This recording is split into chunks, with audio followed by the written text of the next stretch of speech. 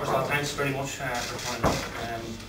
The Socialist Party local and European local election campaign launch. Just introduce some of our candidates Councillor Mick Murphy, South Dublin County Council, representing Tallaght Central, and I'll be running for Tallaght Central again.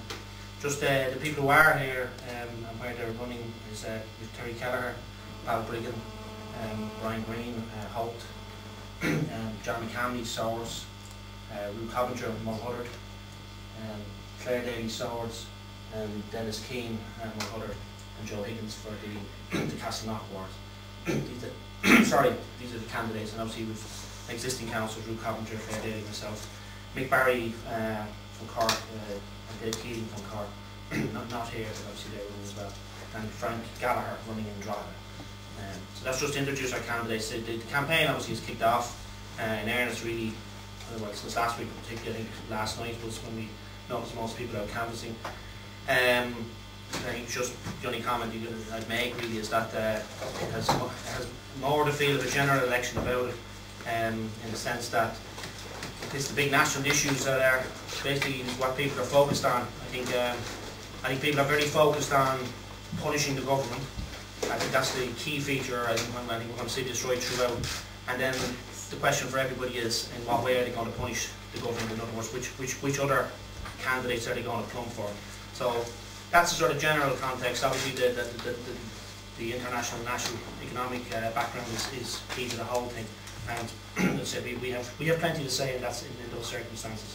Now, particularly want to call on Ruth and Claire to make some further points, which I'm sure will flesh out the thing for everybody. So maybe we start with Ruth Coventry. Okay. I'm a councillor in the Fingal area, which has been the fastest growing area of Western Europe in the last 10 years. We've seen massive development and housing and construction. We've never had the infrastructure, the community facilities, the schools to follow.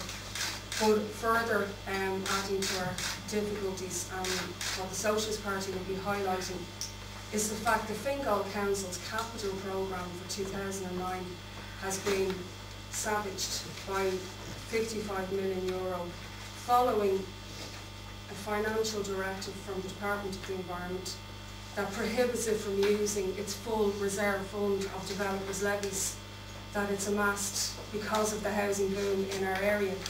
It directs that, and this is a quote from the directive, expenditure must be funded from income received or due within the year only.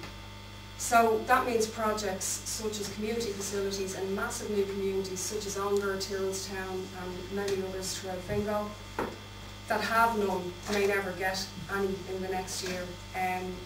All of the projects in roads, in parks and all of the other departments of the council have been stopped that haven't actually proceeded to tender. So where the contracts and the buildings haven't started, everything else has been stopped. Ramps, traffic lights, road safety, all of these that are very important in a local area, and other facilities. The final thing I'd say in it is that this is economic lunacy. The money is actually there for these facilities, but the government is barring the council from using the money. And further to that, it's the new homeowners, the mortgage payers who are being fleeced at the moment, who were charged that money when they paid for their new homes. It's actually extortion, because they're not now getting what they were promised when they bought their houses because of this Cllr or the government. You've building workers languishing on the dole and others who could be put to work using this money. So I'll hand over to my colleague, Councillor Claire Daly.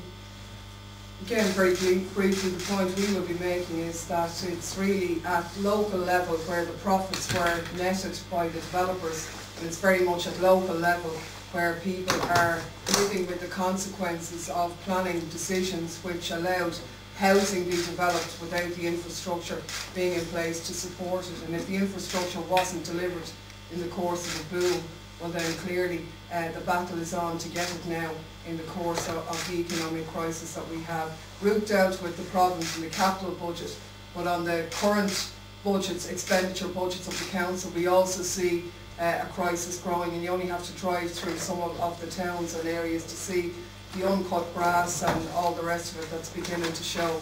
We are a third of the way through, and local authorities such as Fingal, where I'm a councillor myself, are already 12 million in difficulty. Vacancies of posts are not being filled.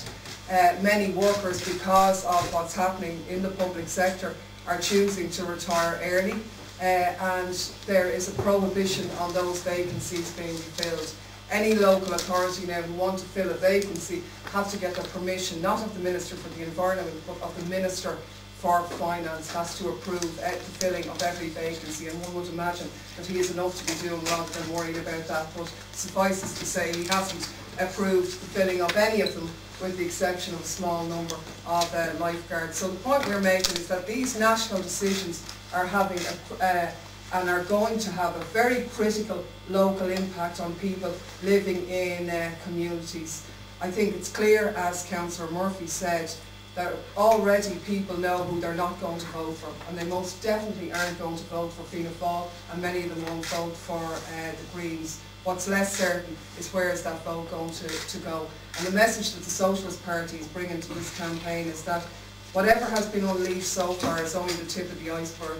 Following the next election, or this election, we're going to have water charges and other cuts on ordinary people, and communities need campaigners, and we're very much standing on our record as principled campaigners who fight the corner of ordinary people and communities.